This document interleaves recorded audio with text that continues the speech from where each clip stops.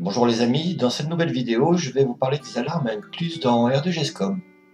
Il existe 5 types d'alarmes, les alarmes sur rendez-vous, des alarmes sur fin de contrat de travail pour un salarié, des alarmes également sur une fin de prise en charge par un organisme de solidarité d'un client ou d'un salarié, des alarmes sur les stocks insuffisants, ainsi que des alarmes sur les commandes non livrées.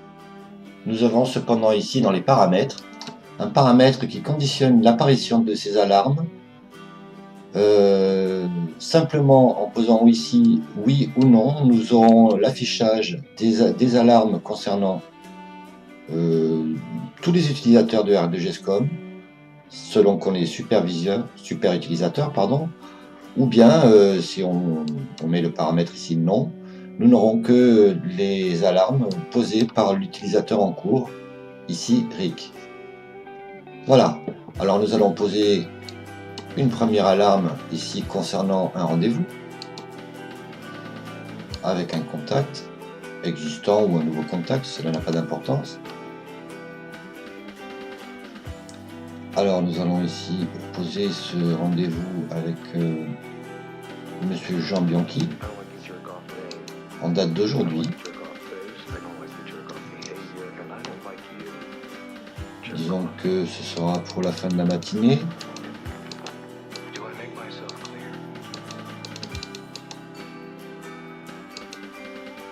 Pour une demi-heure par exemple. Ici nous allons poser une alarme. Mettons 1 heure auparavant.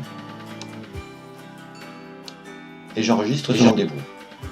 Voilà donc, le rendez-vous a été pris. Il s'inscrit donc ici dans la liste des rendez-vous. Ici. Et normalement, l'alarme, au bout de quelques secondes, devrait apparaître.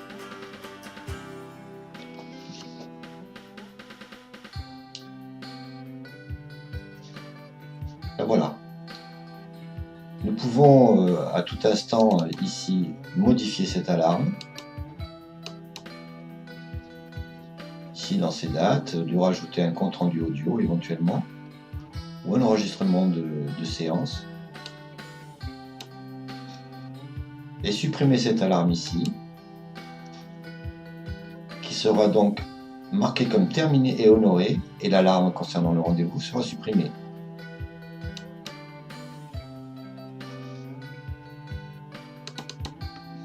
Le rendez-vous a donc été marqué honoré et terminé. Il n'apparaîtra plus dans les alarmes. Un deuxième type d'alarme peut concerner ici les contacts clients ou les contacts salariés. Alors nous allons ici nous intéresser aux contacts salariés.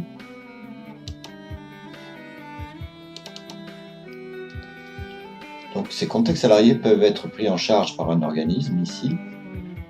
Et donc un contrat de prise en charge comporte bien sûr une date de fin, sur laquelle nous avons mis ici une alarme. Donc 1 mois avant le 30/09/18, cette alarme devrait apparaître.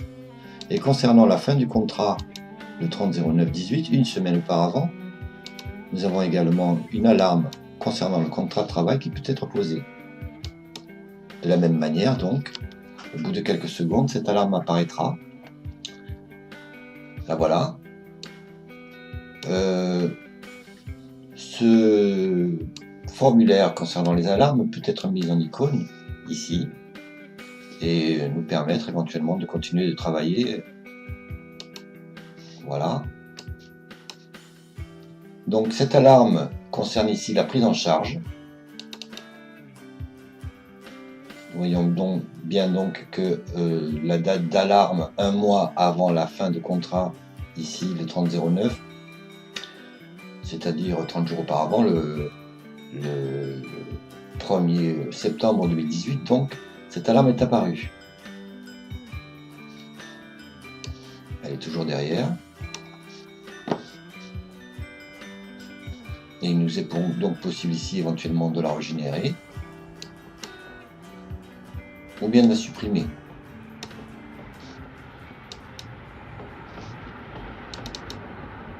Alors concernant la fin du contrat, ici nous avions posé une semaine avant la date de sortie et la date de fin du contrat. Nous voyons donc ici que nous sommes le 17, ça n'est pas suffisant.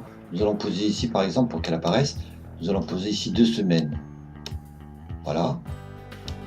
Donc la date de fin de contrat ici devrait donc de la même manière apparaître ici.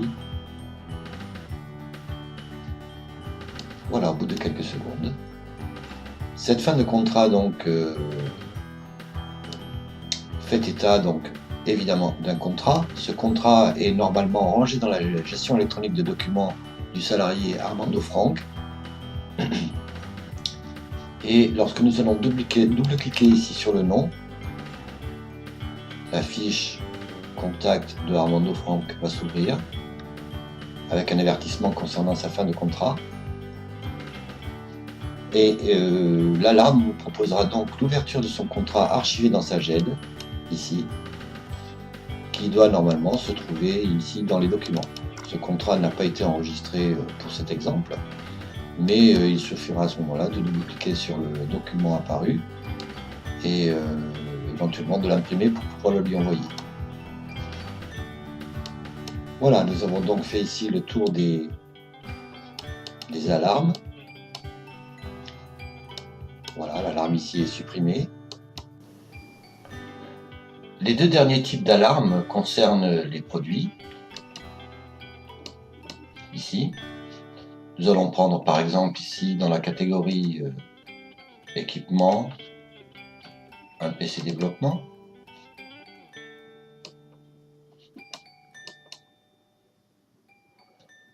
Dont le stock actuel est de 1 PC disponible et le stock minimum de 1. Pour l'instant, les alarmes ne se déclenchent pas. Il suffira pour moi maintenant de porter ce stock par exemple minimum à 2, ici, pour voir apparaître une alarme concernant ce PC. La voilà. Donc le message indiquait 1 à 4 unités manquantes, puisque nous sommes entre 1 unité de PC au-delà du stock minimum et à 4 unités du stock maximum. Il sera possible ici soit de faire une entrée de stock manuelle, donc à partir de ce bouton en indiquant la quantité et le prix unitaire, soit d'exécuter un ordre de fabrication à partir de cet écran et d'indiquer par exemple la création d'un PC. Nous voyons ici dans cette colonne que les stocks pour les ingrédients, les articles composant ce PC de développement sont disponibles.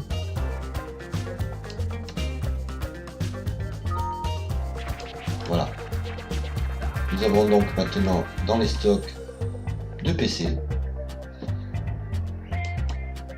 Et il nous est possible de faire disparaître cette alarme. Voilà donc pour les alertes sur les stocks inférieurs au stock minimum prévu. Nous avons également une autre alarme concernant des commandes. Ici. Cette nouvelle alarme concerne les commandes non livrées et donc pour lesquelles aucun bon de livraison n'existe. Nous allons par exemple créer une nouvelle commande à partir d'un produit.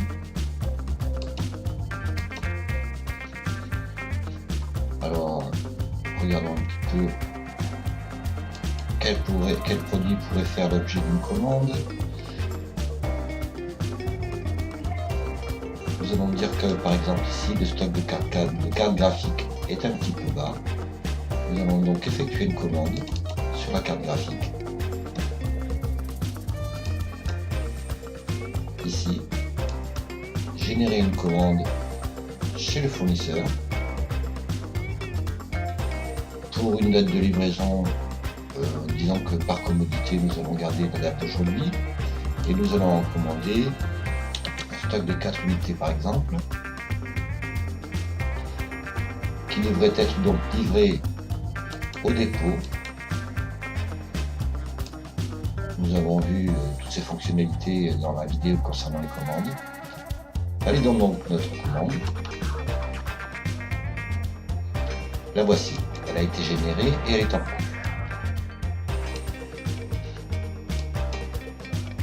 Nous avons donc une nouvelle commande qui doit être livrée aujourd'hui même et qui ne dispose pas pour l'instant encore de livraison. En conséquence de quoi, une nouvelle alerte devrait se déclencher dans la minute qui suit concernant cette livraison non effectuée pour la journée en cours. La voilà. Nous allons donc pouvoir directement ouvrir la commande concernée en double-cliquant sur la ligne. Nous voyons donc ici qu'il est possible de créer un bon de livraison auquel nous allons donner un numéro par commodité. Et donc d'indiquer ici la quantité livrée. Nous allons donc commander 4. La livraison est donc terminée.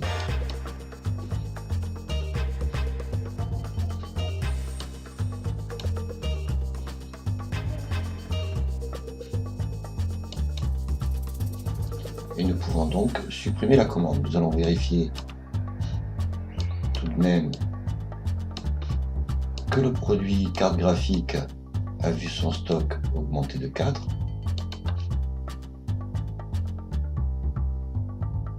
Ah, voilà.